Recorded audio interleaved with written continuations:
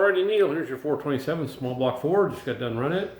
Everything's good. Give you a description of this combination.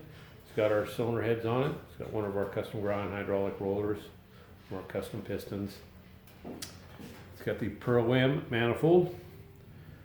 It's a multi-point fuel injection. Obviously, it's got the Holley Terminator X, great system.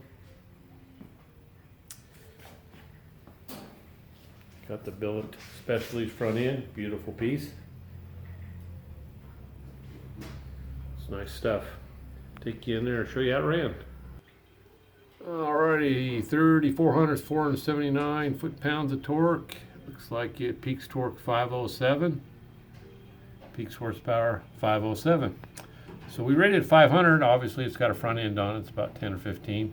Runs really good. That's between the new cylinder head and the EFI manifold. So we'll get her off there, get in a crate, come your way. Have a great Christmas.